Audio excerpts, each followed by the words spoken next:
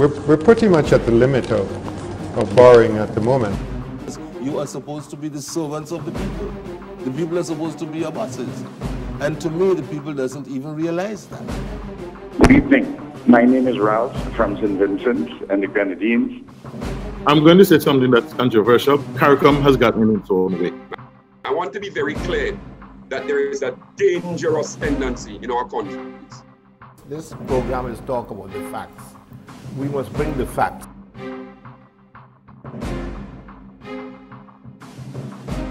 Time to face the facts.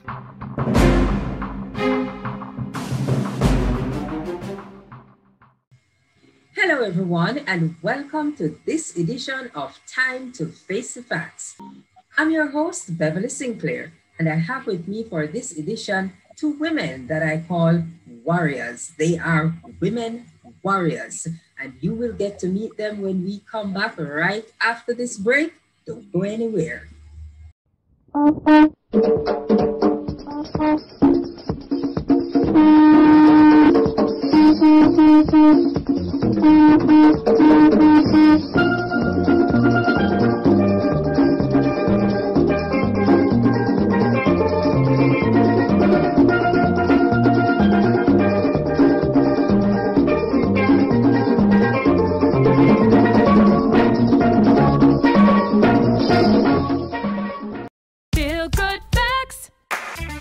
Prevent cold and flu by washing your hands with soap and water for at least 20 seconds.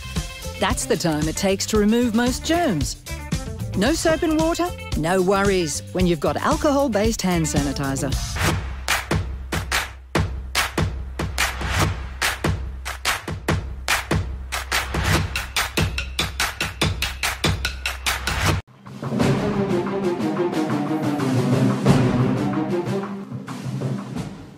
Welcome back to this edition of Time to Face the Facts.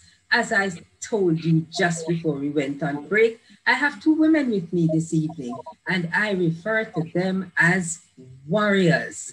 They are Janice Augustine and Maliza Walton. I refer to them as warriors because these women are going to share their stories with you this evening. You see them sitting there looking so together and controlled and looking quite beautiful. And you think that these ladies just look that way because they are. They have stories to tell and they have challenges that they have overcome. And I hope they inspire you this evening. And I'm going to allow them to tell their stories. I'm not going to try and tell it for them because I can relate to a lot of what they're going to say. And I know that there are other people out there who can relate as well. I certainly have my challenges and I will share them as well as we go along. But we want to start out this evening with Janice Augustine. Janice is no stranger to this kind of forum. She's a media personality. She does her live broadcast. She has a huge following. People listen to her. And that is what I want you guys to all do this evening, listen to her, because she has quite an incredible story to tell.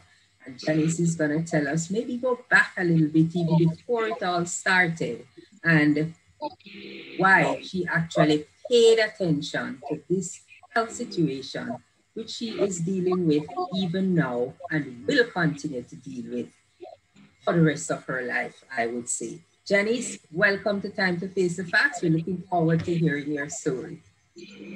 Bev, thank you very much. And hello to your listeners and viewers, wherever they are. My story started, my story started in the midst of COVID, in the middle of COVID, when life became complicated. Is that a good thing or is that a bad thing?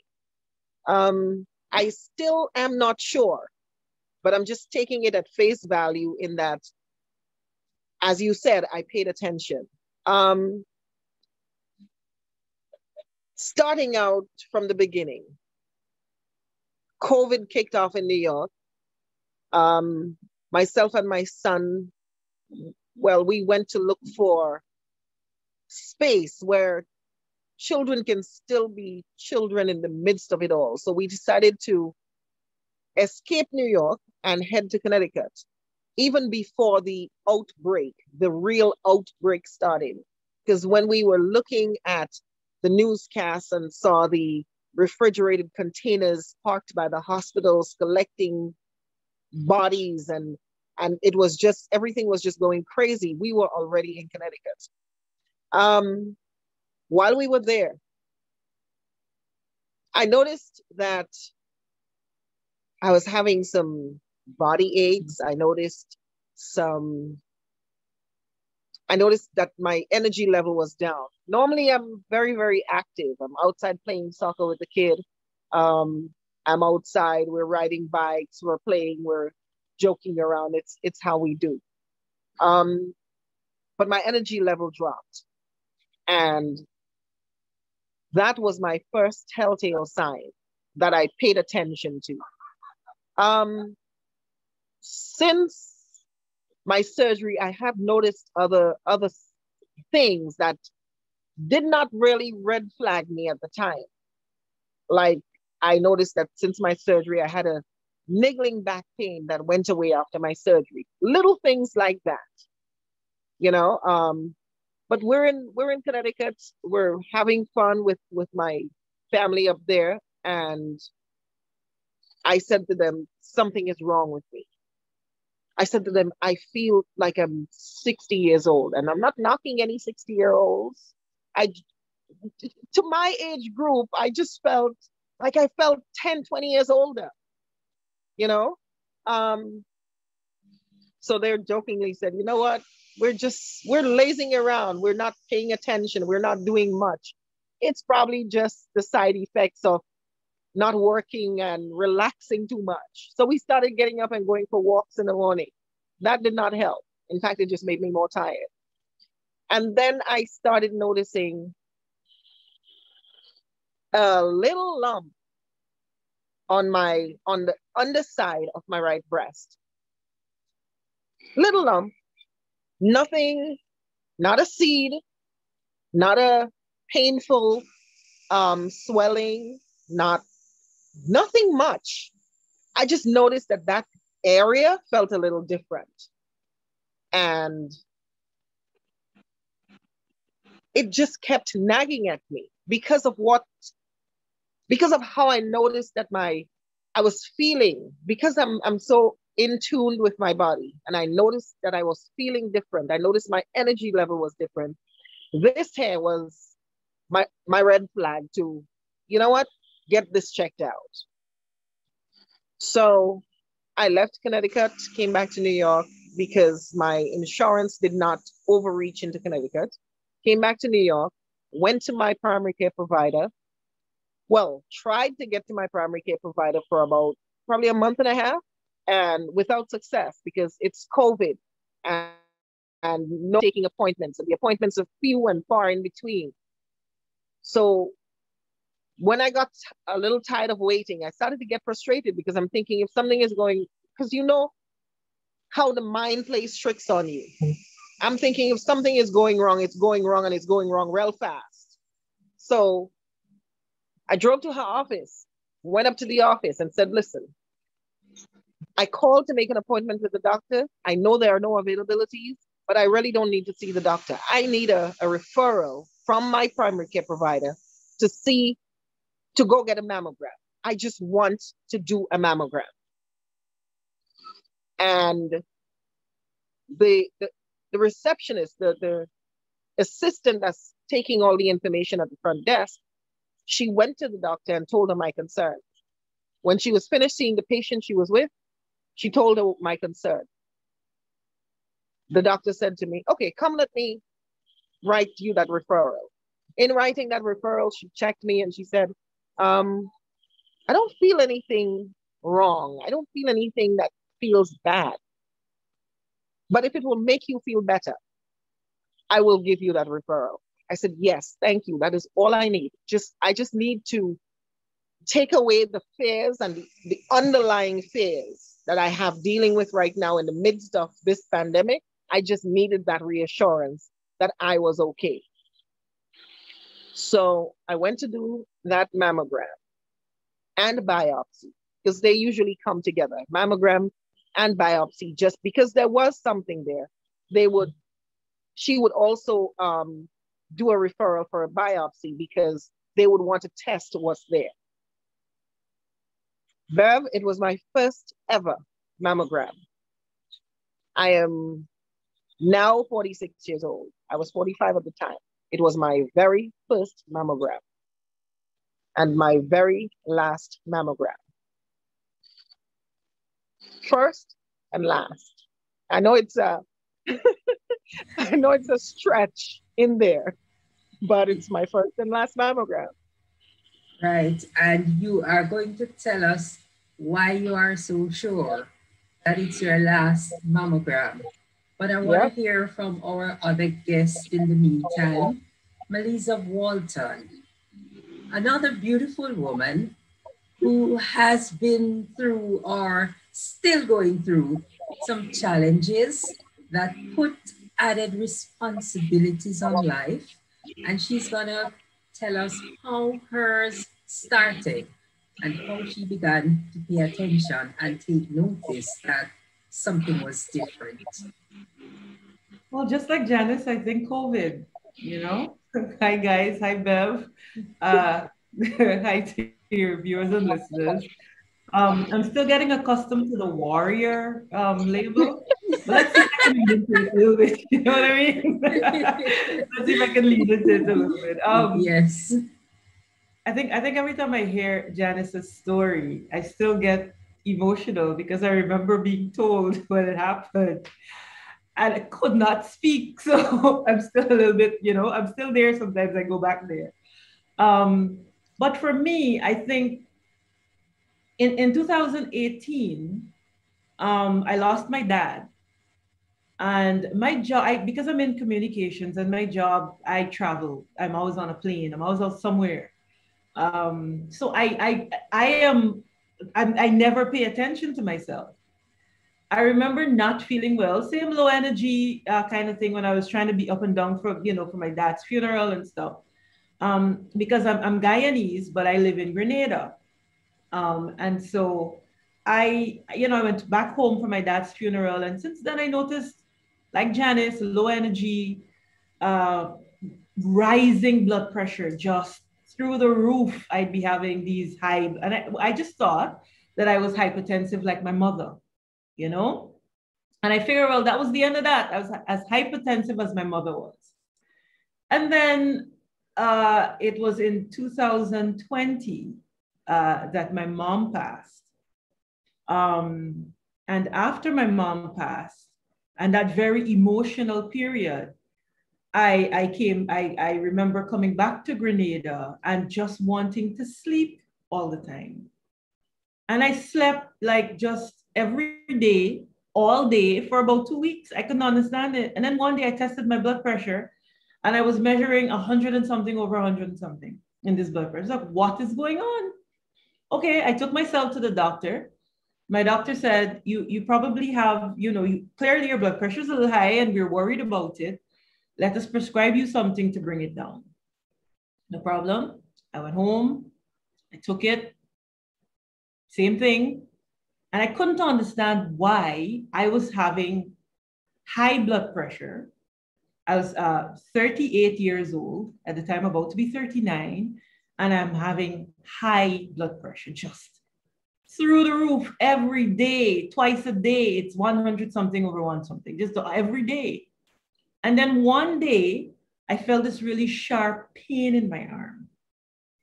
And I couldn't move, could not move. The very funny thing is I called my doctor's office and I was told to record my blood pressure and email it. I'd never forget this. And I'm like, what? But I'm describing my symptoms. My sister, who was a nurse, I called her. And my sister said, Maliza, I think you're having a stroke. I took myself to the hospital. And the doctor said, you are having a stroke. And in my mind, at my age, strokes happen to old people, right? Right? So my mother, when she died, was in her 70s. And I remember her having a minor stroke at some point. But she's in her 70s, so these things happen to people like her. But me, a stroke, I could not wrap my mind around it. I couldn't. And I remember feeling like I was going to die because my entire body stopped functioning. At least that's how I felt. Anyway, went to the hospital. They dealt with it as best they could. And I came home. And I remember, funnily enough, the next day was going to be my birthday. I was going to turn 39 the very next day. And I called my sister and I said, this is what happened at the hospital. And they said they didn't do any testing. I said, no, they just, treated me for the stroke and they didn't have space. So they sent me away, right? My sister says, I need you to get on the next flight out of Grenada. And somebody has to come get you, but I need you to call your doctor and ask them for medication enough to bring your blood pressure at the stage where when you ascend, it's not going to cause a problem. I did that. And on my birthday, my last birthday, I traveled to the US because we couldn't tell what was going on with me, like why I would at 39 have a stroke. When I got to the US and I went to the hospital the very next day, I remember coming off of the plane and feeling like I was going to die. Like that was my thought. Okay, you know what? I started to pray and to repent and to do all sorts of things to make sure that I was in good standing with the Lord so that I would go to meet him and see my parents. I was prepared. I was going to die. And I remember when this happened. And Beverly, once I got to the doctor the next day, I got to the hospital. I remember my sister taking me to the hospital that she works. And I went in there and they immediately took me in and they did this test, that. I have never had so many tests. I have never had so many tests. All sorts of tests. All sorts of things happen. And at the end, they're looking at me and the lady said, you know what? I'm going to have to refer you to a pulmonologist. And this is I consider myself a reasonably educated woman. I think I know a couple of things, but I had no idea what a pulmonologist did. I didn't know what that was. So I said, well, to do what? She said, well, a pulmonologist deals with your lungs. And she said, I'm sorry, but your lungs is not operating at any capacity that we're comfortable with. And we need the pulmonologist to tell us why. It took me a while to get that referral into the pulmonologist, to actually get to see them. And I got to see them and they put me through, I was in some sort of chamber. I did some tests. I did 5 million and 3 tests later. They decided that I had clots in my lungs, blood clots in my lungs, okay? At one time, they told me that my lungs was operating at a 35% capacity. And I'm thinking to myself, well, it's better I just die because what am I here? But I remember struggling to breathe. No, I seriously struggled to breathe. I had to practice deep breathing. Imagine I had to deep breathe just to be able to get enough oxygen into my body to deal with it. Was just, now you could look back at the situation and kind of laugh at it because, of all the things that you had to do and stuff. But, this is me thinking I was going to die, with clots in my lungs. Yeah. So tell me something, Maliza. You were alone at home when you had that stroke? I wasn't. My daughter was with me at the time. My daughter she was 15 at the time. She's now 16. And I think that is the first time I ever saw my child panicked, like absolutely panicked. My daughter was. And for me, that is what worried me. It was that look on her face, because I am a single parent. So she's like, Mommy, what? She couldn't deal with it. So I think I sort of had to pay attention to myself because of my daughter, because of my children. I needed them to understand that I was going to check in with myself for me and for them, because they needed the reassurance that their parent, their primary parent, was going to be here when they needed their primary parent here. I just want to ask both of you ladies, because you are a parent. Janice, you're a parent as well. Yes, Bev. I have a 9-year-old, very, very soon to be 10-year-old that I'm a very, very single parent too. Right. And So, when you are faced with these very serious health challenges as a parent, how does that put it in focus for you? Janice, what were you thinking as you were going to do that mammogram, which was your last mammogram?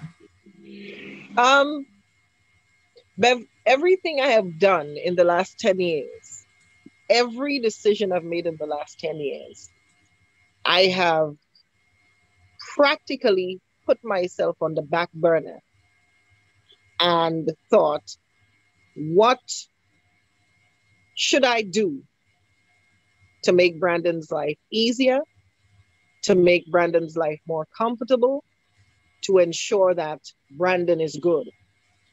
Those are the things I take into consideration when it comes to my decision making in life in general. So when I got that diagnosis, in fact, I walked in to do the mammogram. I did the mammogram. And the doctor that was doing the mammogram, he said to me, he's not supposed to say that to me, but he says to me, you know what?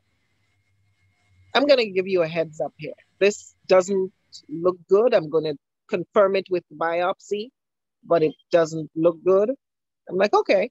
And I'm still skipping along, happy-go-lucky. And then it's time for the results.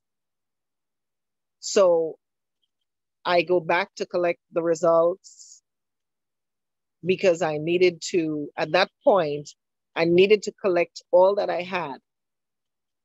Because New York is amazing when it comes to providing health care. But sometimes because there are so many people, it gets a little slow. You get tied up in line. So I went back to collect my results and all the other slides from the biopsy and all of that. And I'm a curious person, Bev. I like to know what's going on with me. I like to be in control of the things that I can control. I'm a Scorpion, as is Maliza. We're Scorpios. We like to control the things that we can control in our lives. And I opened it. I was supposed to bring it back to my primary care provider, but I opened it. And that word punched me out. It knocked the wind out of my sails. It knocked the daylights out of me.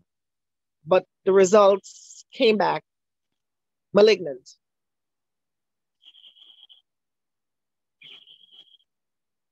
And I sat there and I processed it for a bit. And in that moment, I went through, oh God, I go dead. Then I went in that order, oh God, I go dead. My hair gonna drop because I had locks. I had locks, a lot of locks. I went through what's gonna happen to my son. I went through every possible emotion I could have gone through in that moment. I went through it. And then I calmly got into the car, drove myself home. Brandon was sitting at the table, still doing, he was still online learning. And I got there, I kissed him on the head, walked into the bathroom, because it's COVID, so you have to go wash down from head to toe and put your clothes in a garbage bag, because I just came from a health facility. And then I laid down on my bed. And we are going to take a break right there where you lay down on that bed. And when we come back, you tell us what happened, how you dealt with that afterwards. Absolutely. Viewers, you stay with us. We're going to be right back with Janice and Maliza, two women warriors. And they are warriors because they are both single parents.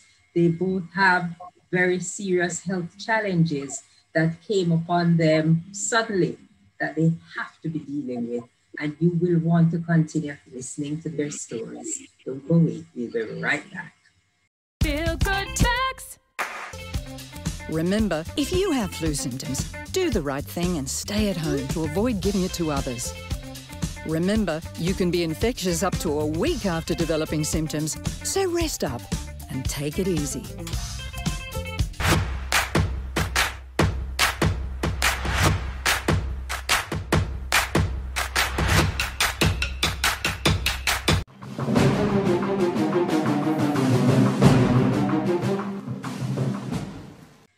Welcome back, viewers. This is Time to Face the Facts. I'm your host, Beverly Sinclair, and I have with me two women that I refer to as warriors because of the challenges they have to face and overcome. It's Janice Augustine and Maliza Walton. They are telling us about their health challenges. And I tell you, health challenges, they come at you sometimes from out of nowhere. I am living with a very, very rare autoimmune disease. And just like Maliza, just like Janice, it's because you pay attention and I pay attention to my body. Why I started noticing these changes.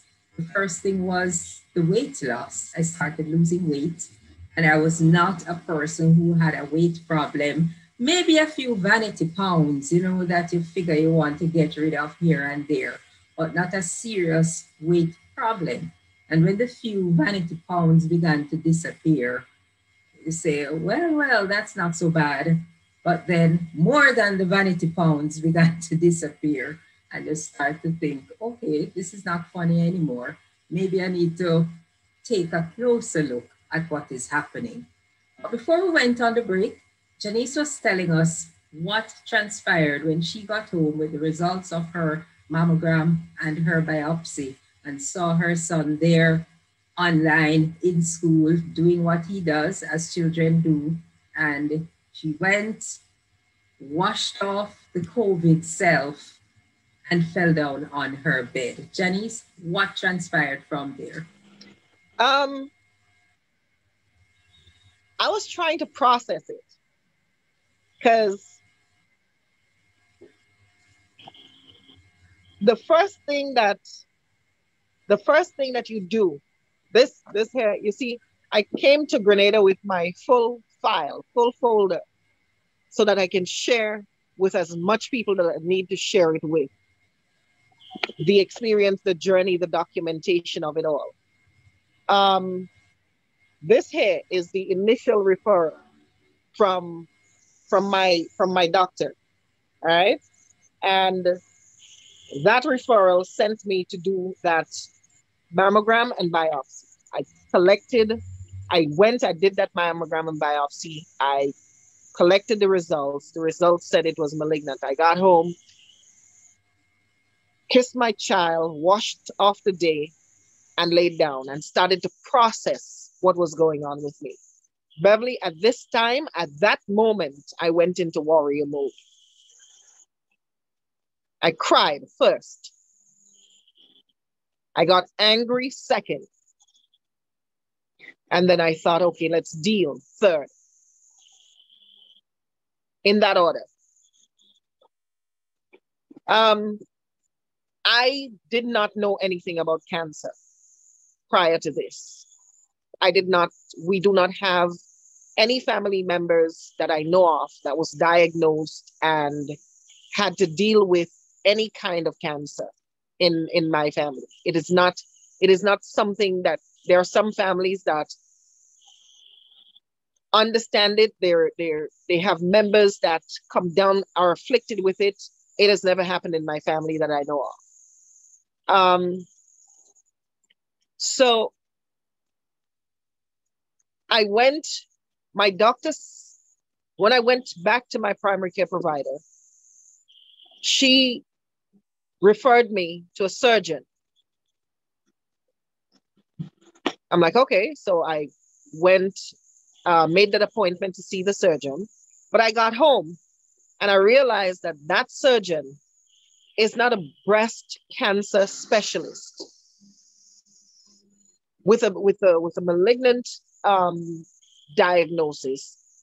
I am looking for the best because at that point I'm in warrior mode. He was not, he was a bariatric surgeon. When I Googled him, homeboy came up as a bariatric surgeon, but I guess he was one of her affiliates that they worked closely with.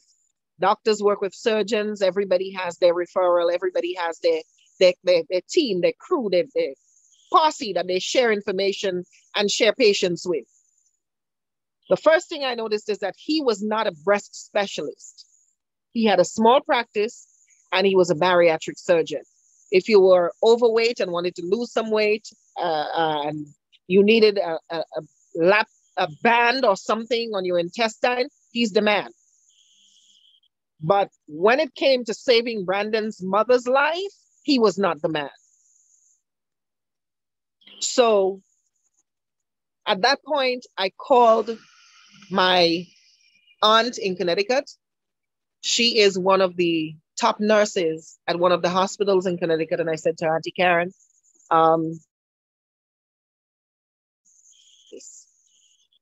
could you please not tell my cousin Makeda, because I don't want the drama, I don't want the crying, I don't want any of this. But this is what do I do now? And she said to me, give me 5 minutes. Let me call. I have a friend that is the head of oncology. He just transferred from my hospital to another hospital.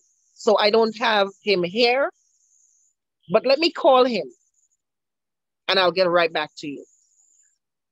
She called me back in a few minutes and said, Dr. Z said to gather all the information you have and come see him tomorrow. He is head of oncology at one of the top hospitals. He is in Connecticut. I gathered all the information and I drove to Connecticut that same night, went in to see him the next day. And he looked at all of the final report, the diagnosis, the verification, the clinical information. He looked at everything that came out of the biopsy. And he said to me, we have a few things going for us. Let's start with the positives. He said, there's a particular genetic makeup that is very worrying when it comes to cancer. It's called the BRCA gene. It is very difficult to control. He said, that you do not have. He said, what is going on with you? We can treat, we can control, we can manage, we can fix. Plus, he said, when you did your biopsy, what they found measured 1-point-something centimeter. It's very small, it's very new, it's caught on time. Early detection saves lives. And at that time, Bev, I realized that I had not breathed in a while. And I just breathed. And I'm gonna ask you to continue breathing. Maliza is gonna tell us that impact on you when you saw the panic on your child as a single parent. How did you move on from there? Well, like Janice, for 16 years, I have just been doing everything that I could for first my daughter and then my son. And now I have my nephew that lives with me. And so I am always accustomed to making sure that Keyshawn and Micah's mommy are good. You know, they need to be good. She needs to be okay. And so let me tell you, I did a lot of soul searching. I did a lot of soul searching, and I realized that for a while, I was very angry. I was angry. I was so angry because I'm like, listen, man, there got enough people that I think this could happen to, like me. Yeah, really? I just try, I think, to be a good parent. I try to be a good person. I try to be a decent citizen. And I did not see any reason that I should have been afflicted with these sorts of things. You know what I mean? Plus, I just lost my mother. Like, when is it going to end? And I remember when I was in the US, I was in New York, and I was talking to my children, and my daughter said, "Mommy," because I was now thinking it's now getting to Christmas, and I need to go home because I've never spent Christmas away from my children. And I'm sitting there thinking, okay, I'm looking at the flights, and I'm thinking, all right, good. So I can run to Grenada, and I can spend Christmas, and then I can run back. And so I go to my doctor with this grand plan. And let me tell you, my doctor has got to be, my pulmonologist has got to be the most patient man on the planet. He sits there, he looks at me and he says, "Why are you here?" And I said, "Well, I needed to come to see you because I have this plan. I want you to know that I want to go home to spend Christmas with my children. And then I will come back, and then we will continue where we left off." He looked at me and he said, "Do me a favor. Why don't you go talk to your children and then call me tomorrow?" So I went home, I talked to my children, and my daughter, I remember my daughter and my son, they're sitting next to each other. And my daughter says, "No, you're not coming home." And I said, "Huh? Excuse me, what?" My son said, "You heard us. You're not coming home because you clearly need to be treated. And if we need to forego Christmas, your birthday, New Year's Day, Kwanzaa, Eid, Easter, whatever it is with you, so that you are going to be okay when you finally get here, that is what we're going to be doing. Okay? We're going to be fine. We are not going to be fine if you're not okay." And, my family is amazing, and my partner is amazing. And so I looked at him, have some backup. Like, okay, you know what? We're going to run home. He's going to come with me. We're going to run home. And he just looked at me like, "Well, I know you weren't going anywhere. You're staying, you're going to be treated, and then you will leave." It took me 6 months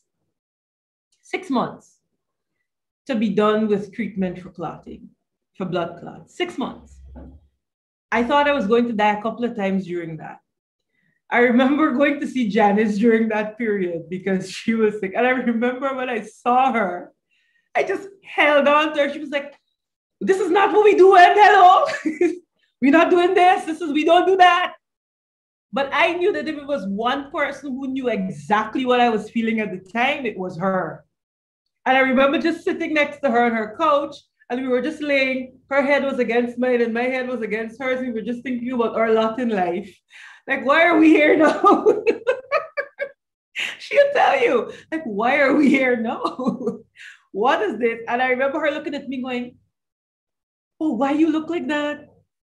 What is going on with you?" And by the way, she's telling me this with bags from her surgery hanging off of her. Like, she looks better,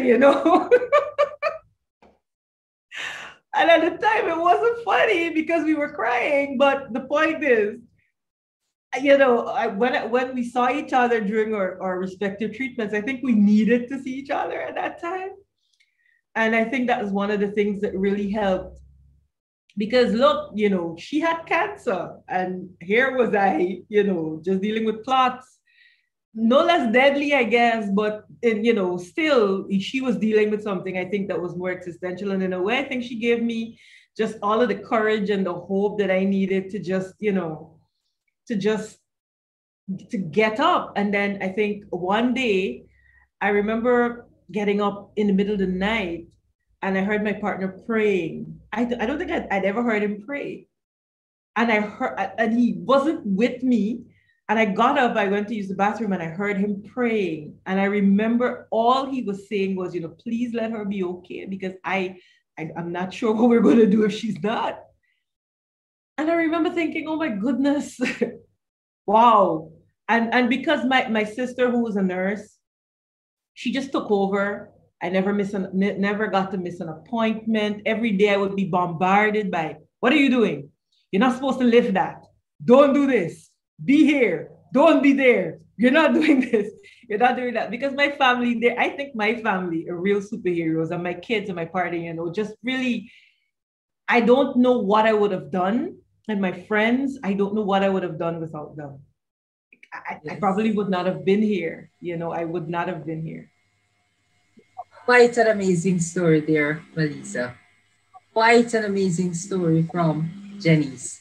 And it is just interesting that you two guys, you know each other, you're friends, and you actually went through this kind of challenge at the same time.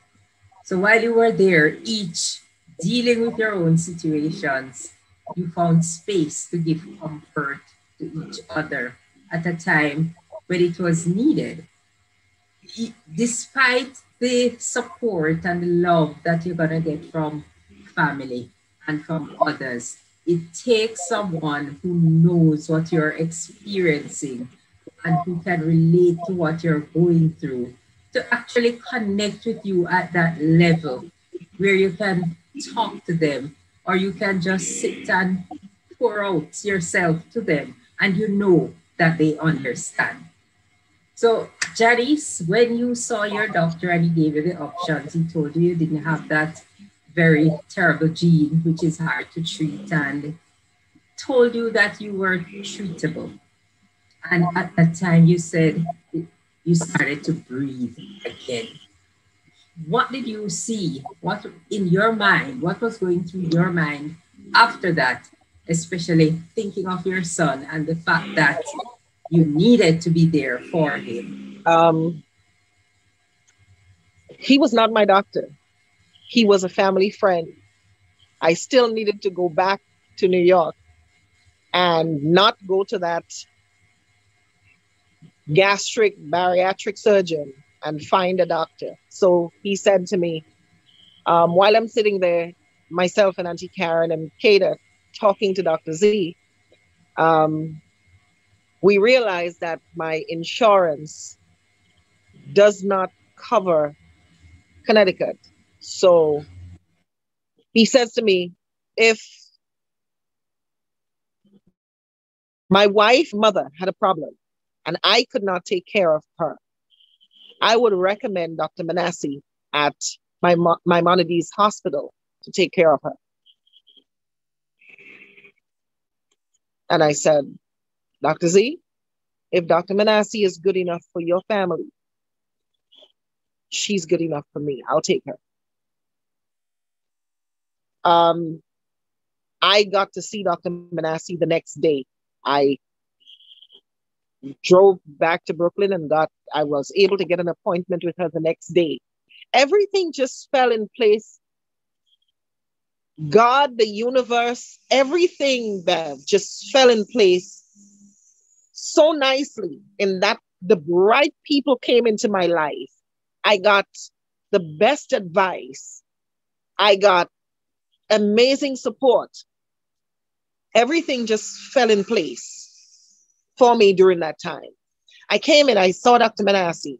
Dr. Manassi said, okay, I am going to put you with Dr. Cohen as your plastic surgeon because you have the option of reconstruction when your surgery is over. Whatever you choose to do, whether you choose to do a lumpectomy, whether you choose to do a mastectomy or radical mastectomy, whatever you choose, that plastic surgeon will take care of you. And that day, I got an appointment when I went in to see Dr. Manassi and she examined me. I got an appointment to see my hematologist oncologist. That appointment was set that same day. So I got to see Dr. Gallant. I got to see Dr. Murthy, the radiation doctor. I also got an appointment to see the plastic surgeon. So my team was put in place on that first day. I walked out of there with every one of these surgeons and doctors' business card. I walked out of there with their information. I walked out of there with everything I needed to not be afraid. And the process started from there. I had appointments booked for everyone. And after I saw everyone, there's something called, what is it called? Not trauma board, but it's like a board meeting that these doctors have. So every doctor, no doctor is functioning alone. These doctors take their cases to the hospital's board meeting, the surgeon board or whatever it's called, and they present their cases. So someone may be dealing with something now that they've never been dealing with before, but another doctor, another specialist, another surgeon may have heard about it or may have dealt with it. So these things are presented in this forum. It's like they're meeting, their powwow on that day. So she said, okay, so now we go to the board meeting. And after the board meeting, then I had a mammogram, guided biopsy. I had other tests to do. And when all of this was done, I got a date for surgery, November 10th, 2020. 7 days before my birthday. And we all were nervous. It was bad. I walked into Maimonides Hospital by myself because it's COVID. You can't have guests and family and support going with you. Even the people who suggested, like Maliza, who suggested, I am coming up to go into surgery with you. Because she wasn't dealing yet. At that point, she was not dealing with her situation. So she said, I will come up and go. And I said, no, you can't, because you're not even allowed to be in the waiting area. So I walked into surgery and they asked for a contact for the person picking you up. So my nephew dropped me into surgery. I walked into surgery. And when I got there, I gave them the information of who will be picking me up. And that was it. He dropped me at the front entrance of the hospital. When I got there, my team surrounded me. It was about 9 people from oncology, from the cancer surgery team, and then probably another 9 from the plastic surgery team. I walked into about 18 people with everyone explaining their role, everyone explaining why I am here. I am your anesthesiologist. I'll be with you throughout your surgery. I am the assistant. I am your plastic surgeon. I am your oncology surgeon. Everyone came together that morning to make sure everything happened and happened in sequence without any issues. And I remember my doctor saying to the team, she doesn't want to know. Because I told them there's some things they explained to you that morning, like how long you'd be in surgery, what exactly they'd be doing. And I said to them, I don't want to know. I said, I trust God. I trust the universe. And I trust the best team that is appointed for me. All I need is that you guys do everything to the best of your ability. And then I wake up to go home to my son. Janice, we're going to take another break right there on this edition of Time to Face the Facts. Viewers, do not go anywhere. I'm sure you won't, because you want to hear the rest of these stories from Janice and Maliza when we return after this break.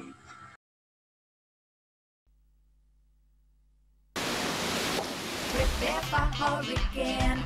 Prepare for hurricane. Make sure you have your radio and your batteries too. Waterproof flashlight candles will do. Tin stuff, garbage bag, first aid kit. Come on people, make sure you have it. Clean water in a container and a hurricane plan. Hear me no man. Hurricane damage is beyond your control. Surviving the aftermath is up to you. Have a hurricane plan. It can save your life and your family too. Prepare for hurricane. Your hair prepare for hurricane.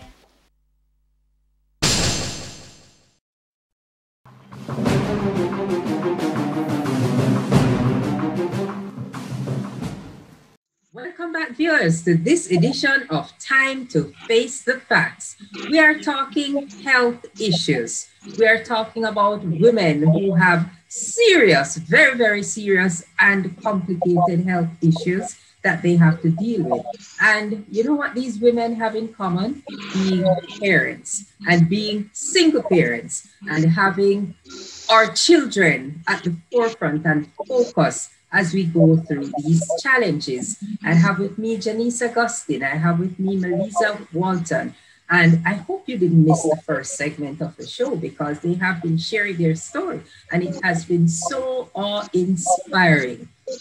I have told a little bit of my story already and I will share some more with you right now. I mentioned the weight loss which was happening, which was one of the things I noticed about myself before I realized, before I knew, before I was diagnosed with my very rare condition. So the weight loss was happening and then I couldn't eat because my stomach would keep nothing in it. I woke up with a upset stomach every day and it didn't go away. It's not like when you have morning sickness and it's just a morning sickness. It just stayed, it was just there. An upset stomach that would not go away. So, you know, the weight loss got worse because I couldn't eat. Nothing would stay down. When I went to my doctor and explained the symptoms and everything that was happening, and I was in Grenada at the time as well. And I went to my doctor in Grenada and explained everything that was happening. And she told me what I needed to do. She said, you need to see a rheumatologist. She recommended me to someone and I went to see that person. And the short of that story is the recommendations from that rheumatologist did not work. And my family, talk about family, the strength and support of family is so important. My family was getting into a frenzy at that time and they said, look, you need to come to Jamaica, we're going to organize for you. And Janice, just like you had a team, when I got here, there was a team because doctors dealing with certain situations do not work in isolation. So by the time I arrived, I saw a rheumatologist. Yes, Maliza, I was told I need a pulmonologist, I need a gastroenterologist, I need so many ologists, but it was a team. And just as Janice explained, they get together, they share information, they discuss, especially in a situation like mine, which was so rare. They needed to have as much information as possible to know how to proceed. So they all got together, got to do the talking, recommended the tests, and the process started. And before we went on the break, Janice was telling us about her entry into the hospital to do the surgery. And we know she would not know what happened while she was in surgery, but she's going to give us the story in retrospect. What happened, Janice, afterward? Well, the decision prior to that, I had already made the decision when the buffet of options were presented to me. And it really was a buffet of options. I found a lump on the on my right breast, and the options that were given to me were lumpectomy. A lumpectomy is the removal of, and then we treat the area with, I guess, radiation, chemo, whatever else that the surgeon specialists think is right. There was also the option to shrink and take out even less of the breast area. Then the option was given to me to remove the right breast. Then the option was given to, so, but I said, when that option was given, I said, so that means I have to do a mammogram and biopsy every 6 months or every 12 months on my left breast that's left. I said to them, that makes no sense. I am never going through this again. I said, if I go through all of this with the right breast, and God forbid, something shows up 5, 10, 15 years later on the left breast, that means I have to go through testing, mammogram testing every year. I have to go through biopsies if something show up, and hope for the best. I have to go through chemo and radiation to do this all over again. I said, that makes no sense to me. So I said, I tell all you already, I have a really, really nice child at home that loves me and needs me. So I am not leaving any chances, if, buts, or perhaps on the table. We're taking them both. If there is a problem, we eliminate the problem, all of it. It was the easiest decision. I mean, Bev, I think one of the things that people play around in their minds with is that must have been, and I've said to me on numerous occasions, that must have been the hardest decision in your life. But no, it was the easiest decision I've ever had to make in my life. I chose to live for my child. I chose to live for my family, the people that loves me. And that should not be a difficult choice to make when you weigh the options and you understand that cancer is dangerous. So you take the safest treatment options possible. And then again, my option came with expanders and new boobs. So that made it, I guess, even a little more appealing. I mean, appealing is not probably the right word to use in the middle of all of this, but you're you, so you'll use appealing. Yeah, it makes it appealing. It made that option even more appealing. So, I mean, there are people who's gone through this and have opted out of the reconstruction. In that, when I went into surgery that morning, I told you that my oncology, my cancer team went in with me, and my plastic surgery team also went in with me. So when the oncology team was finished clearing out all of this, taking out all the mammary glands and everything else that was acting up, the plastic surgery team went in and put in expanders with about probably 100 cc's of saline before I was closed up. In what happened there is that they left a sachet because they needed to stretch my skin to later on go in and add silicone or saline, whatever my choice of replacements would be. So the oncology team was done, the plastic surgery team went in, they did what they had to do, and then the process was done for the day. My discharge from the hospital I was not discharged that day. I was supposed to be discharged that day, but because I had a reaction to the anesthesia, in that it made me vomit. So they kept me for observation and released me the next day. My discharge summary read, you were in the hospital because of breast surgery. The medical word for your condition is left simple. Left simple meaning there was nothing wrong with my left breast. And right modified radical mastectomy with tissue expanders. Those were my notes when I walked out of the hospital. You have no health conditions after this was done. You've been discharged to routine self-care.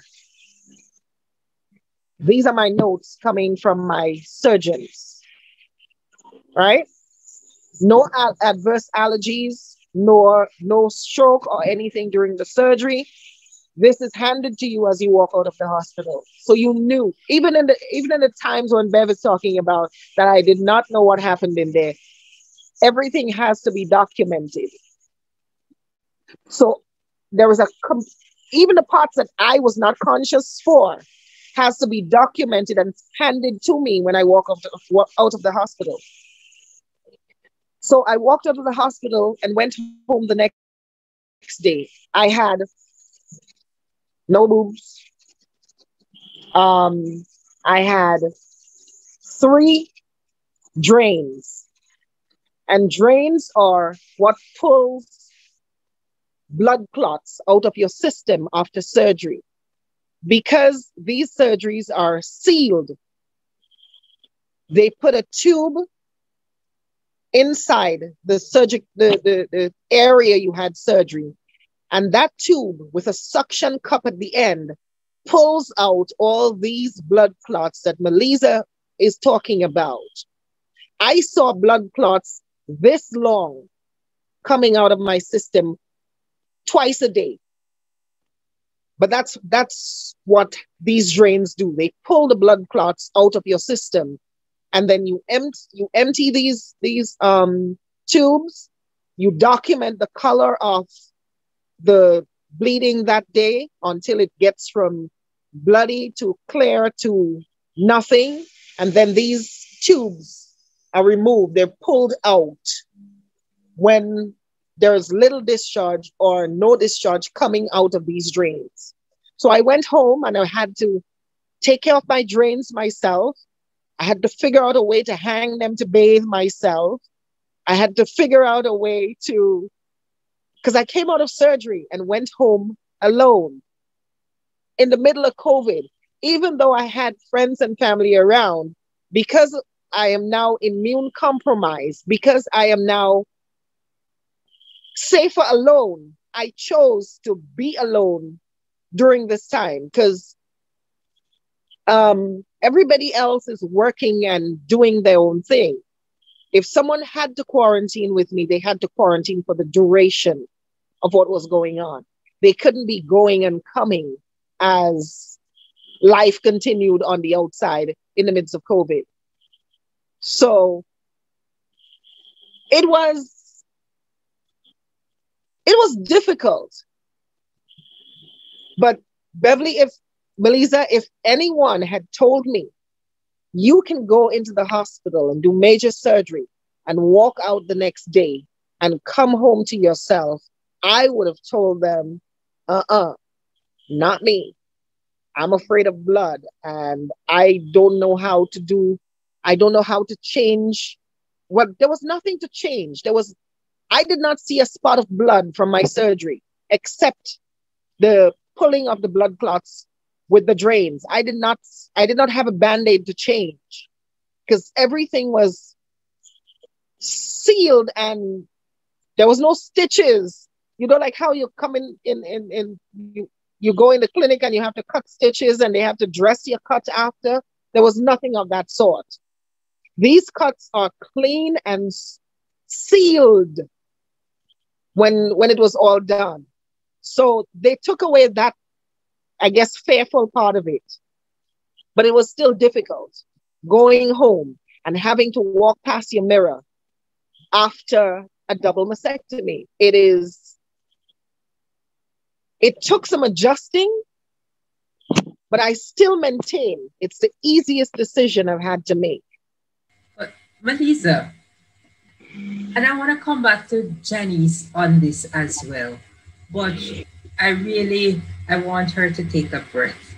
The psychological impact that you have to deal with, and I don't just mean as a parent, but as self, because I went through it as well. You have to come to terms that this is happening with your body. It's a serious mental adjustment. How did you come to terms with the fact that this is happening to me in my body? And, there's really nothing you can do about it. It's there. If I'm to be honest with you, I still haven't. Anybody who knows me knows I'm a bee. I'm busy, always around doing something. There's always something to be done. And I'm also a problem solver, right? So I think that when people are talking to me or when people choose to involve me in something, it means that they need me to solve the problem. That's why they're coming to me, right? Because, chit chat. No, we need to fix whatever it is that's broken. And so when you have to understand that fixing what is broken is a process, a lot of it, and having faith in your higher being and the universe being able to send you your people to do it. You see those people? Those people they're amazing. When you get up in the middle of the night and you can't breathe, and you don't know why you can't breathe, and you can't alert your children because it will then scare them, and you need to just have a moment to settle yourself, and you know that there's something wrong with you and it's something that could possibly be fatal, that's something that it's a burden that you bear. Because I remember when I told my sister that's just older than me, not the eldest, I said, everybody thinks we're twins because we apparently look a lot alike. And I called her and I said, no, I think my daughter is who might have told her. She said, mommy had a stroke. I remember my sister calling and bawling on the phone and saying to me, well, excuse me, what? Because we can't lose anybody else right now. We can't. We're not available. Tell death to check back. This family's had enough, So you're going to just have to gather yourself together and fix this because we're not having this, And because my natural inkling is to fix and to help and to deal. I think that's what I do. And it took a lot of adjusting, a lot of meditation. I could not meditate at the drop of a hat. I could get myself into this just absolute silence and peace very, very quickly now because I've had to do it so much. Especially when you thought that you've overcome the initial problem. Janice, when she gave us a lot of explanation about how these people work in teams, and they do. I'd never seen that until I got treated in the United States.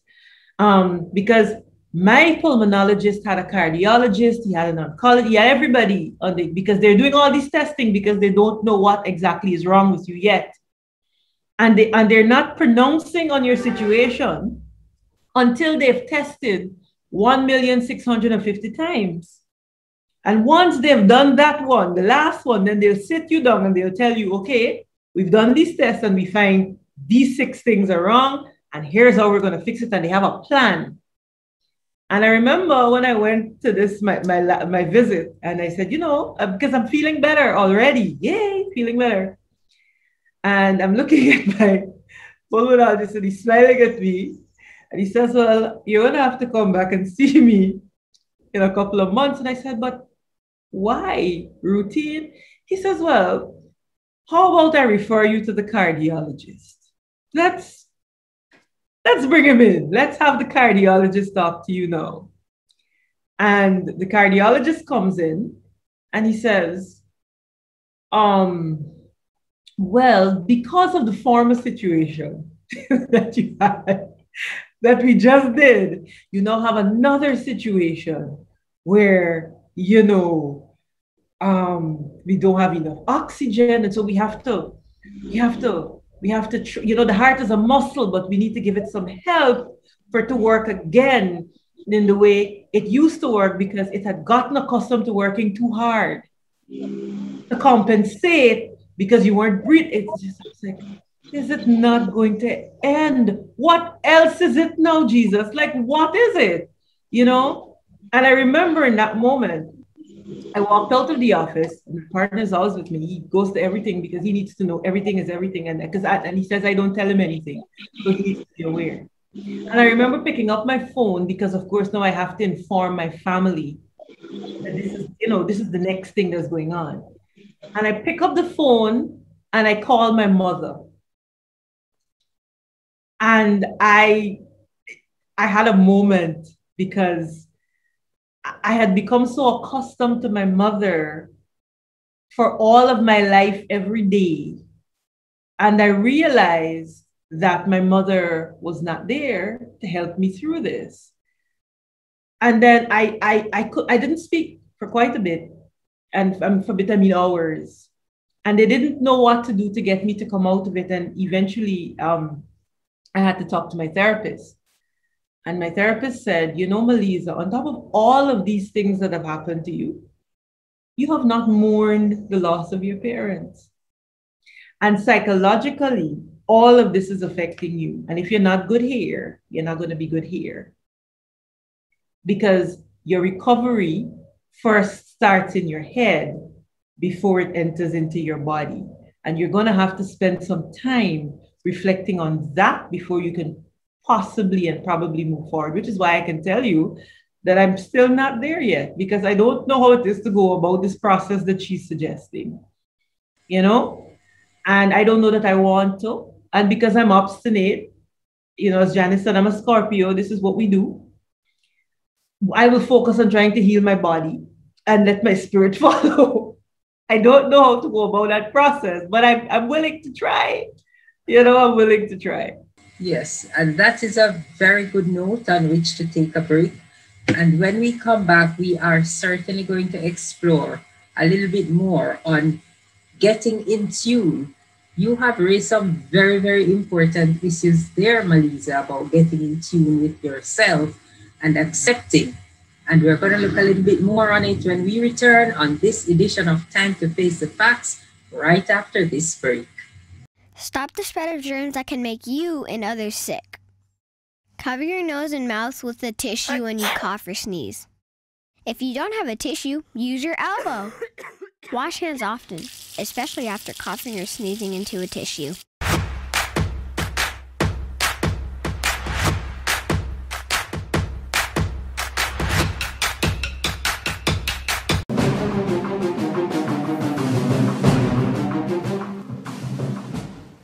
Welcome back, viewers, to this edition of Time to Face the Facts. I'm your host, Beverly Sinclair, and I have with me Maliza Walton and Janice Augustine.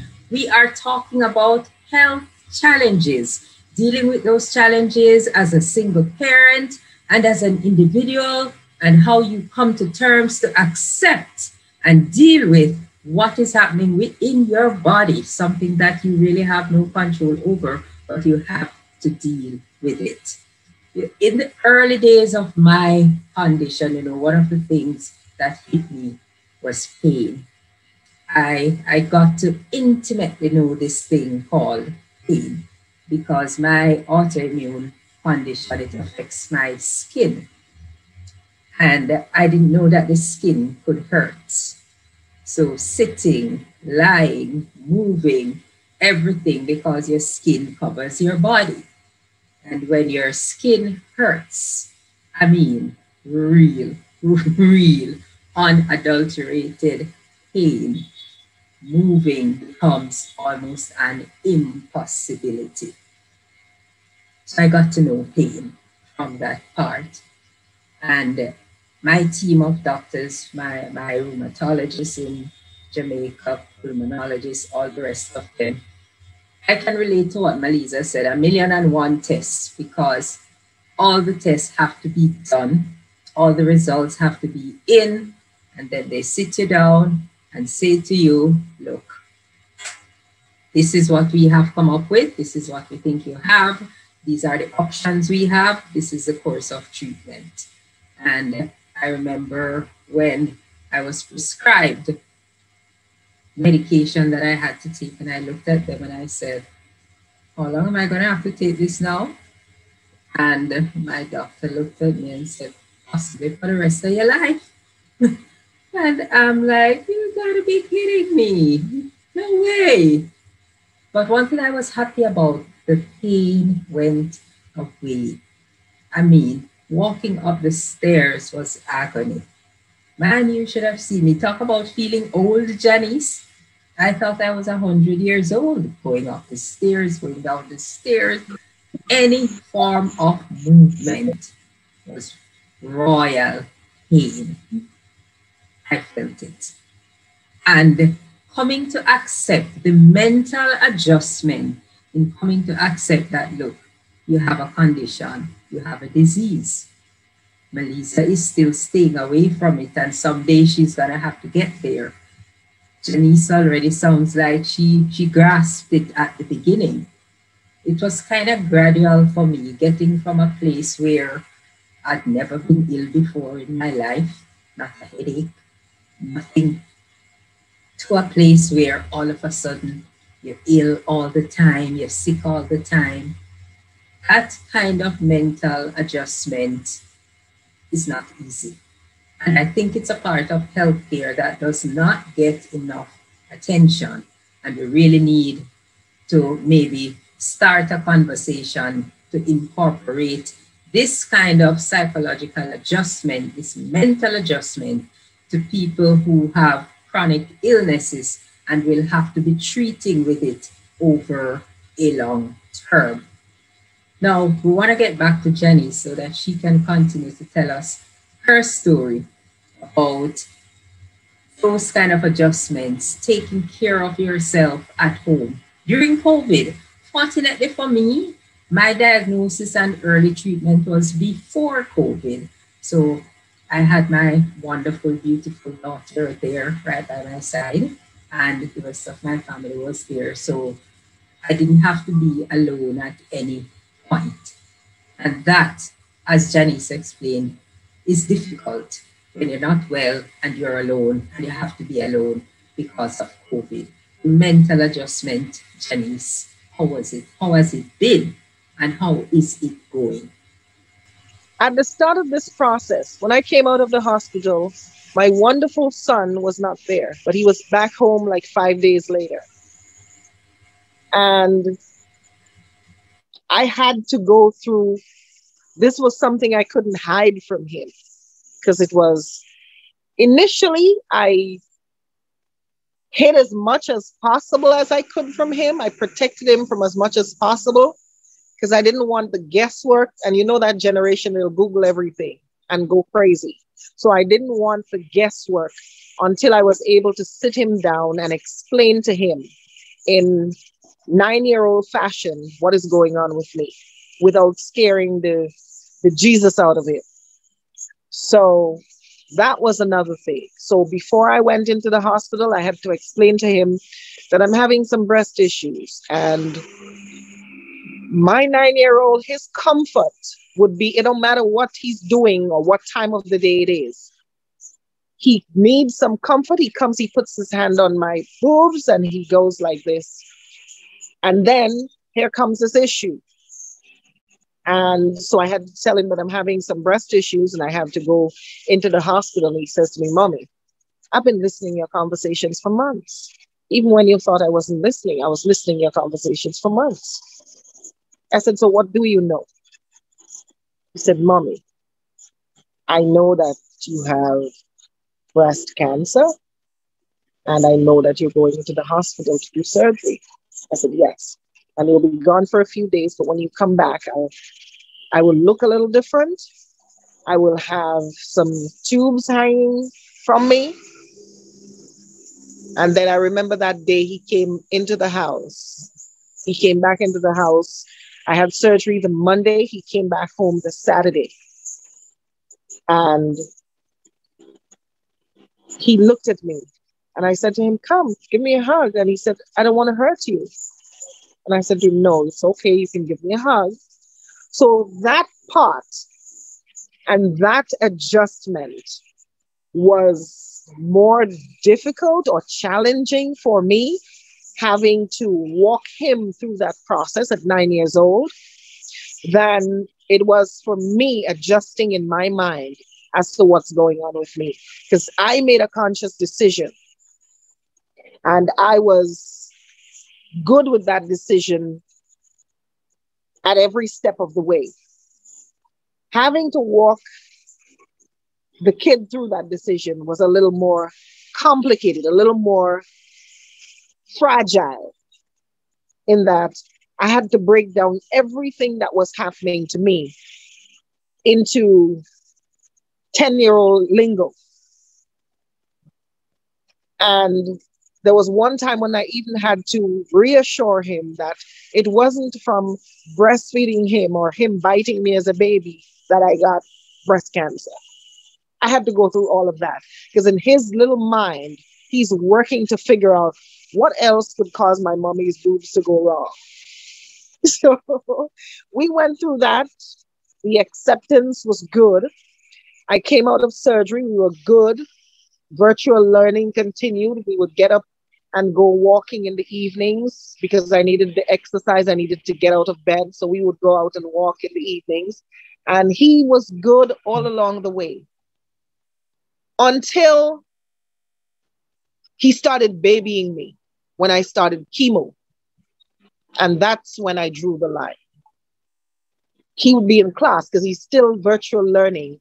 And he'd be in class and every few minutes he'd run out of the class. If he heard me stand up, he would run out of in front of his computer and be like, "Mommy, are you okay? You need anything? I can get it for you. Mommy." And I said, you know what? He's got to go. He's got to go. I do not want him to bear the brunt of that responsibility of having to take care of me at 9 years old. So I bought a ticket and I sent him to Grenada, and he loves it. He loves it. He loves it. But I think at that point I needed to make an executive decision and, decide, you know what?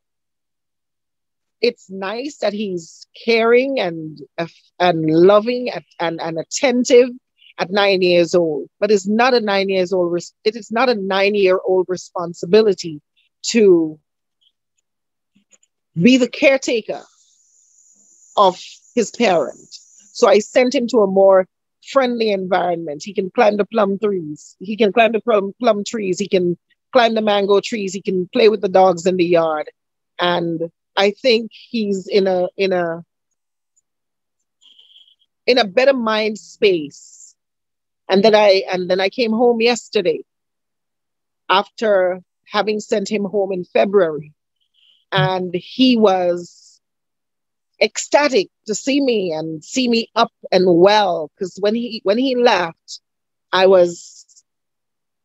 took him to the barber shop with me to cut my hair because I didn't want him to get any surprises the day before I started chemo. So he was always involved in the process along the way.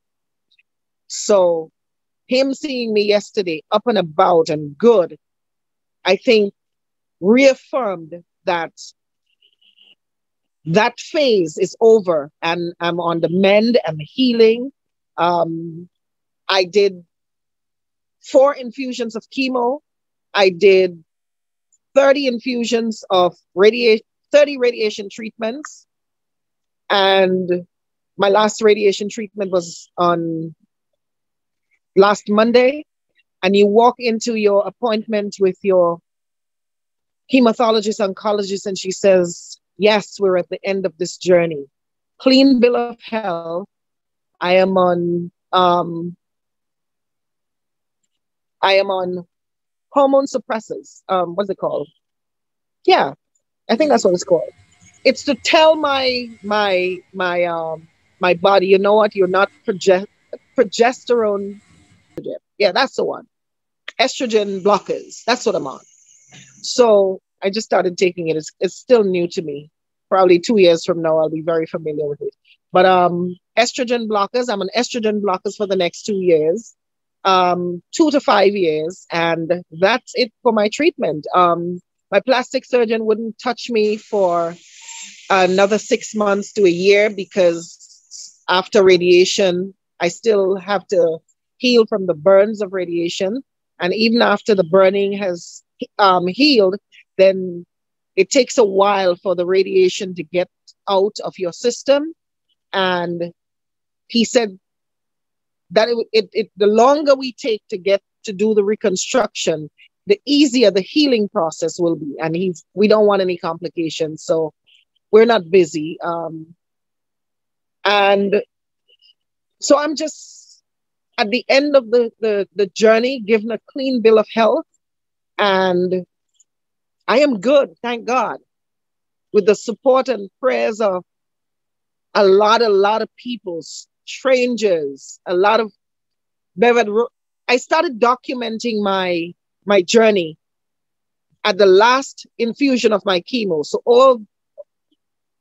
I did 4 infusions of chemo. On the 4th one, I started telling my story, and I have been updating that story all through radiation and along the way.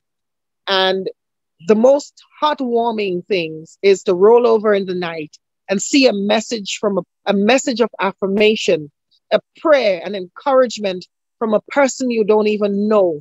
You roll over at 2 o'clock in the morning, or you get up to go to the bathroom, and there's this warm message from a stranger wishing you well and praying for you. These are the things. Plus, me talking about my journey has helped a lot. It has made the journey easier, because now I am able to help women who were hesitant to go get checked or to do their self-checks because they're afraid of what they find. So my journey has been, and sharing my journey has been healing for me. I think that has been my therapy, and it has been wonderful. I have lots of women that I speak to on a daily basis now who's going through similar things. I spoke to young ladies who's had surgery recently, who felt like it was them alone that this was happening to. Because in our society, cancer is still, the word cancer is still a taboo. And people still hide and don't speak about it because everybody thinks, I am the only one this is happening to. I lost my breast and it makes me less than a woman. So I don't want anybody to know.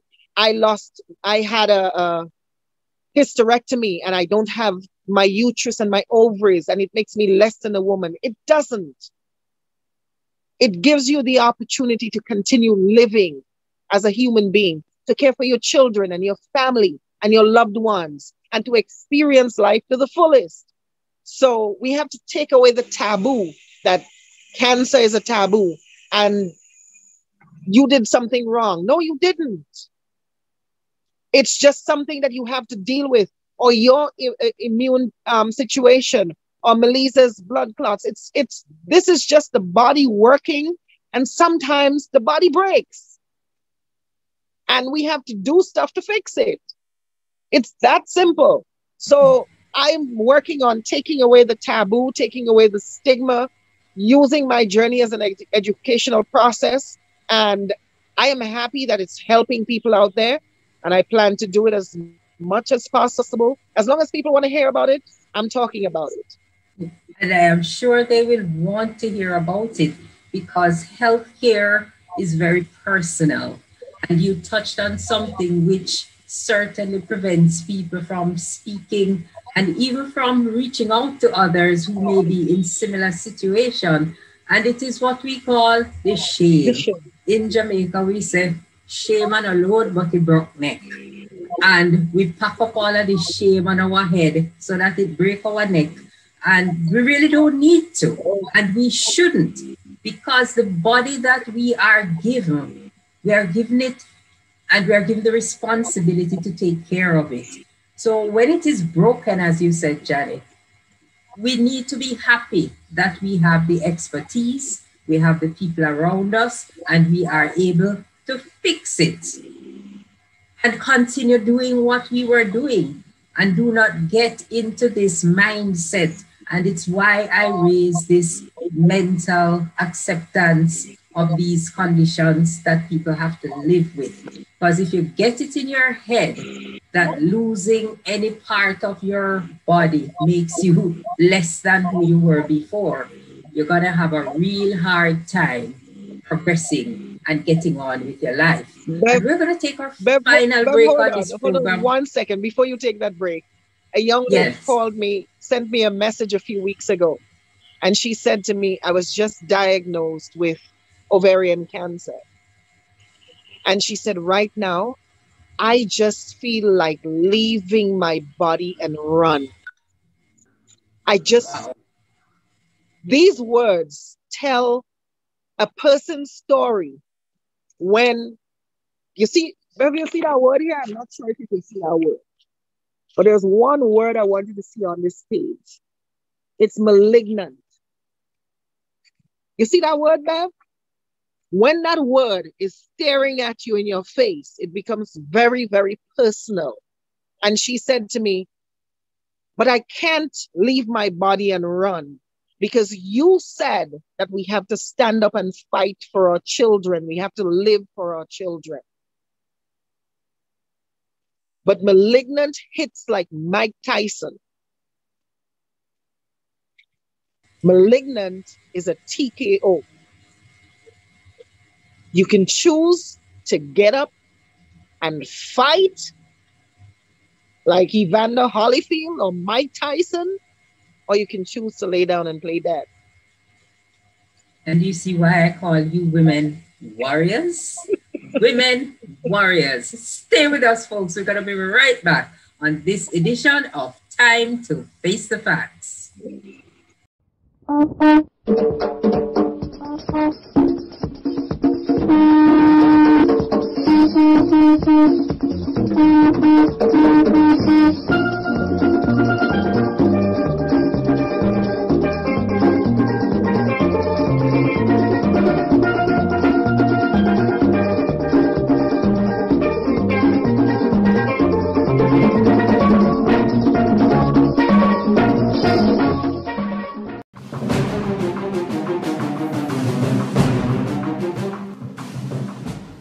Welcome back, viewers, to this edition of Time to Face the Facts. I'm your host, Beverly Sinclair. I have with me Maliza Walton and Janice Augustine. And folks, I tell you, this is one of the most inspiring editions of this program that we've ever done. Speaking with these women warriors about the challenges they are dealing with health. Just things that happen to the body that you have no control over, really. But you have to deal with it physically, mentally, and you have to be there to show that strength to others who may be going through similar things and just need that little bit of inspiration from someone who understands. Janice has been doing that from the day she was diagnosed. And I want Janice to Janice, how do you find the strength? How do you find that resource within you to be inspirational to others, even when you are going through most difficult situations yourself? I think malignant is a word that you don't wish on your worst enemy. Not even the people that you think you hate. You don't wish malignant on them. And I know there are a lot of people out there our healthcare system sucks in Grenada Bay. And that's putting it nicely. That is like church language. It sucks. And I understand from going from my diagnosis to now, I understand how this can affect a person and how it affects people. I remember as a child in the community growing up, there was this man that used to be drinking his rum and cussing his wife and telling her she's a mule and she have a deep, dark hole. Only to realize years later that that woman, after having 2 beautiful children, had to have a hysterectomy years ago.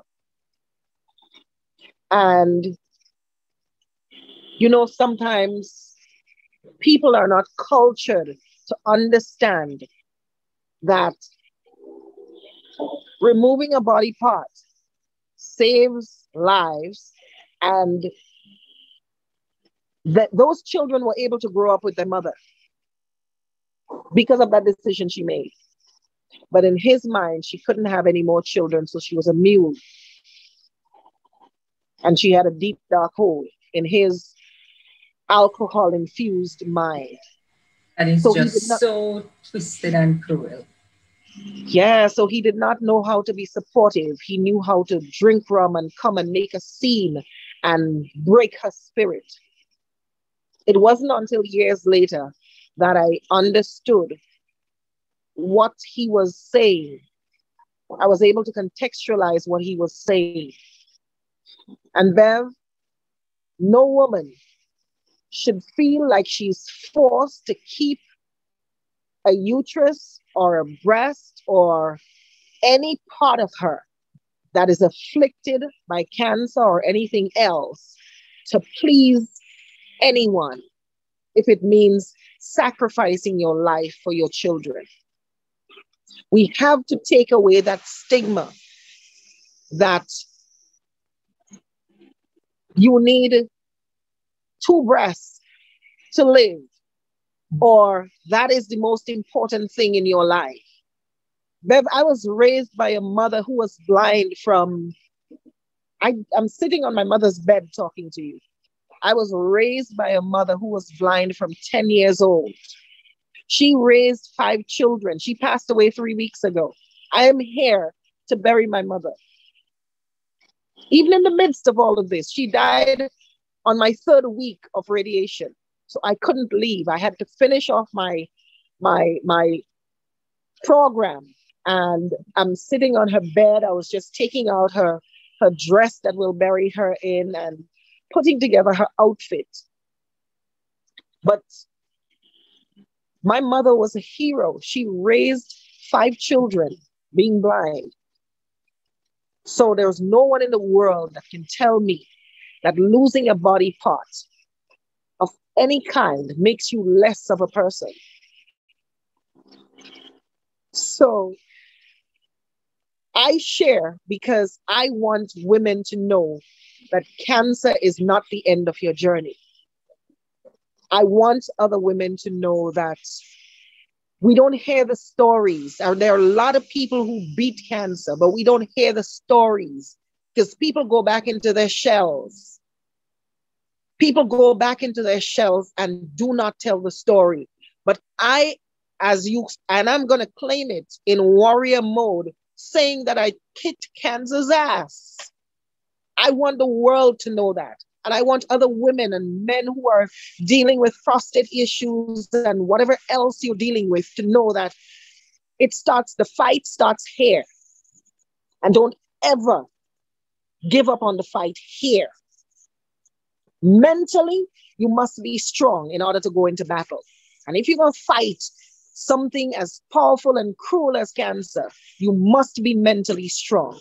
So I am strong. And I'm hoping that my shared strength can inspire women to go out and get checked early. Do your pap smears, do your self-exams for your breast when you're in your armpits. Dig deep and make sure that there are no lumps, no seeds. Check yourself. You've been living in this body for all of your life. You know this body. No doctor can tell you what's going on in this body. You know it. It's yours. You walk around with this every day. So my inspiration and my strength comes from sharing, and it comes from the people around me. It comes from my mother, who I saw perform miracles to raise children, and I'm hoping that as I continue to share my journey, more women go out and get tested, more men go out and get tested. I was telling somebody the other day that the medication, the estrogen blockers that I'm on, is also used to treat prostate cancer. It's one of the shared medications that they have. I think it's called Zoladex. But you see, when you're able to share information, you learn. And when you're able to collect more information, then you're able to treat more adequately. So right now, Bev, this is what I am boasting of. I'm not sure if you can see it, but after my surgery, this is my oncology report after my surgery was done on November 10th. And the analogy my surgeons and oncologists, hematologists, and radiation doctor used is that imagine you're in the kitchen and you drop a glass falls out of your hand. It breaks. Your first instinct would be to pick up the big pieces. That is what surgery does. The surgery picks up the big pieces. But if you don't take a mop or a wet paper towel and go over that area, the creases and corners and the edges thoroughly, chances are when you walk in that area 6 months from now,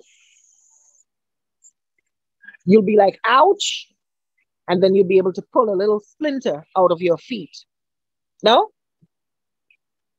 That is the analogy used by my doctor when she suggested that I do 4 infusions of chemo as cleanup, and I do radiation as part of more cleanup.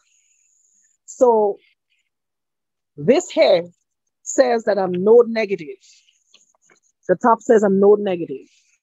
It also says that there's a 23% chance, that's after the surgery, 23% chance of me getting a reoccurrence.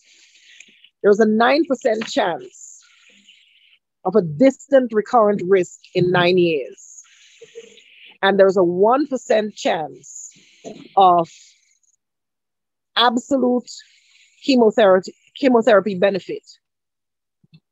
I have done the chemo. I have done the radiation. So this drops down drastically. I came out with good scores, and now it's even less. Those were from after the surgery, before chemo, before radiation. So now my scores are even considerably less because of the cleanup that they chose to do as part of the healing process. So 9.9% estrogen positive, 5.4% progesterone negative, 9.8% HER2 negative are good scores coming out of surgery, even before the radiation and chemotherapy. So I have a lot to celebrate, Bev. Absolutely so. And we are celebrating with you. We're right here celebrating with you. Oh, I know. You should hear my reaction when she called me to tell me she was Yes. She called me. She said, I have good news and I have better news. So I said, okay. Great. I'm waiting for the better news. Yes. So what are you giving me first? She says, I'm giving you the better news first. Okay, let's hear it. Absolutely. She said, yes. Well, I have a clean bill of health. And I went absolutely crazy. And she just sat there staring at me like, are you going to be done? No. Are you going to be done?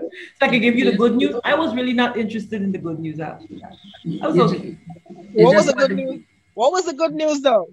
I don't remember because the better news was God is amazing. Right. That was the better news. He's in control. The better news is God is amazing, and the good news is that we were cancer free. And she said we because trust me, oh God. It affects everyone around you. It does. And I think any illness, if you have people that are close to you and that are really, really integrally involved in your life, any illness is affects everybody. I remember I think one of the things that keep me determined to live my life in a way that is, just seize every moment is because I realized that just like Janice, when I looked at my daughter, my 16-year-old, and I realized that she was becoming my mommy. She was becoming my mommy. I was like, okay, no. And she was becoming my son's mommy because I have a 12-year-old. And she was, controlling everything that was happening in my home. And I couldn't have that because she's meant to be a child. At 16, I would like her to focus on exams. I need her to be able to go through her CXC, and I'm still worried about that. I still carry some guilt about that because I'm like, God, I couldn't get sick, in September. Because I really do think that my being away for as long as I had impacted my children to the point where they couldn't focus on doing the things that children did. And so I'm determined to wake up every day being in complete control of every single moment of my life, where I live it in a way that does not encourage toxicity, and I live it in a way that it just inspires other people to just get up and live out loud, do all the things you're meant to do, take lots of pictures, lay on the beach, party in a club if that's what you feel like doing. And then when you go to bed, make sure that you are thankful to the Creator for giving you this voice and this life that you have, and for giving you this platform to be able to tell people, look, listen, you see this dwelling that you're doing? Stop it immediately, because, we need to get up. We need to decide to fight first, like Janice said. We need to fight.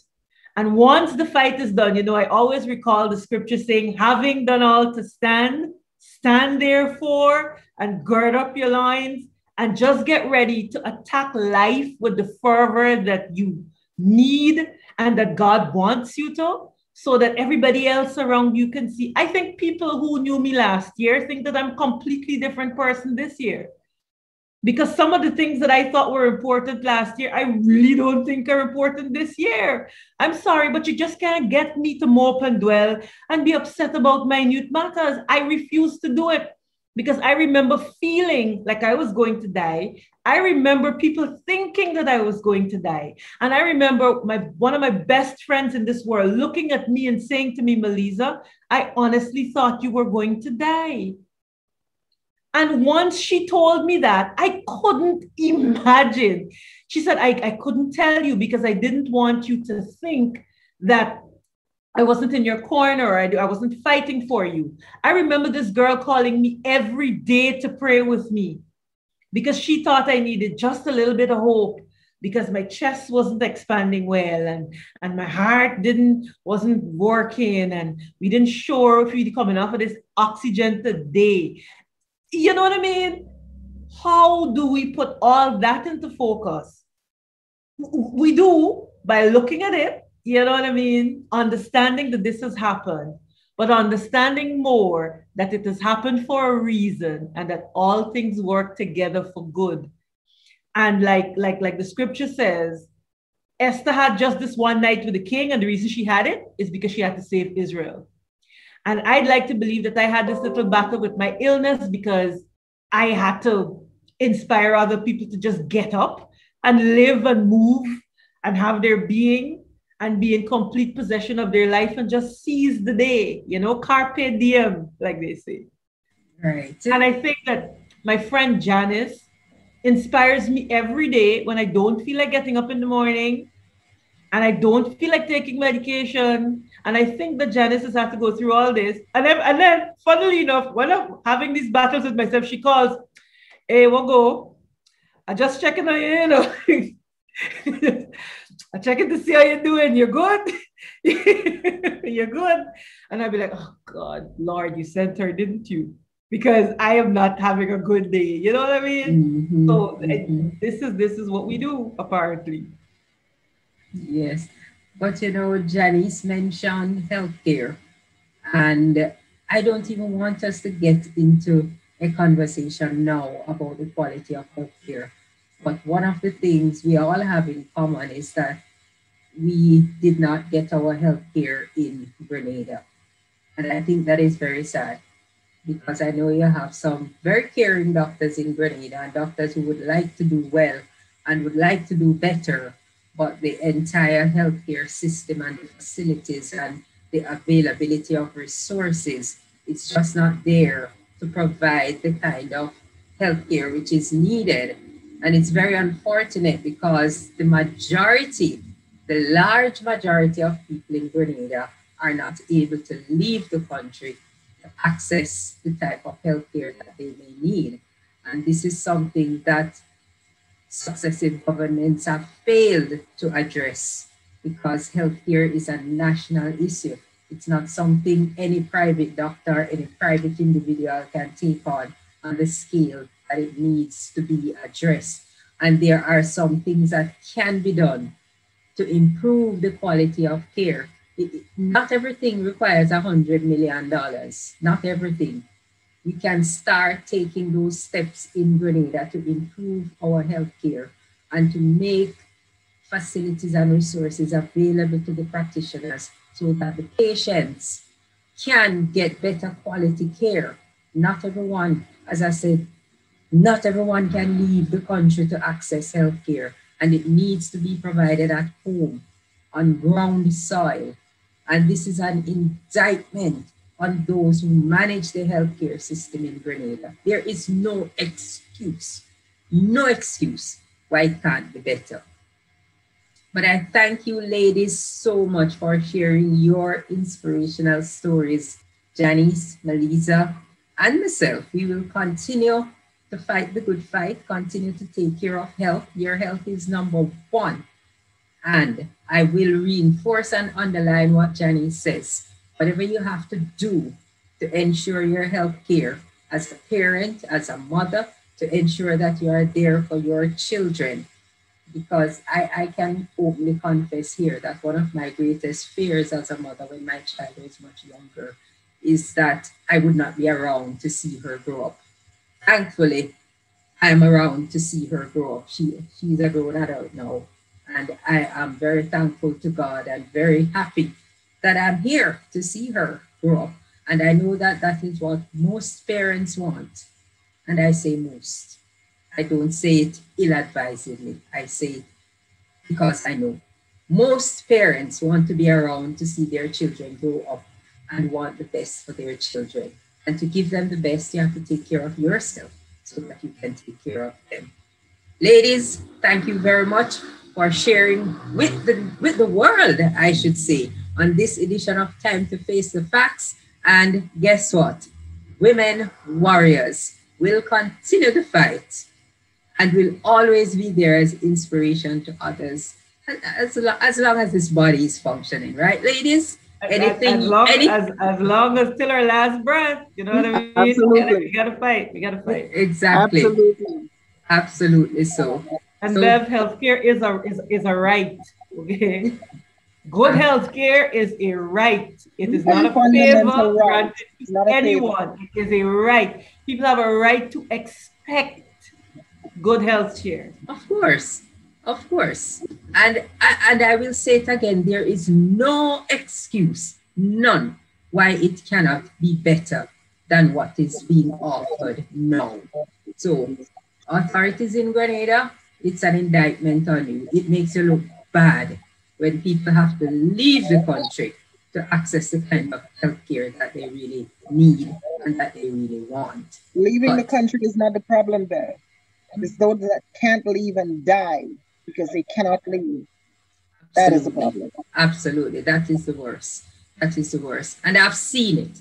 And I know you guys have seen it. I've literally seen people die because they can't afford to leave the country to access the kind of healthcare that they need. That shouldn't have to happen. We should try to do something about that. We should really try to do something. We'll caucus after this. Warrior mode. Yes, we need to caucus on that. We'll try. Warrior mode. Yes. We need to caucus on that. We need to find a way forward. Yes. Janice, Maliza, thank you so much for being with me on this edition of Time to Face the Facts. We certainly face some facts about healthcare, looking after your body, staying in tune with your body so that as soon as something begins to go wrong, you can know. When it comes to cancer, Early detection can save lives. So get your checks and do what you have to do to make sure that you take care of your number one. That's our program, folks and viewers. Thank you for staying with us. And we look forward to being with you again the next time we air another edition of Time to Face the Facts. So long for now.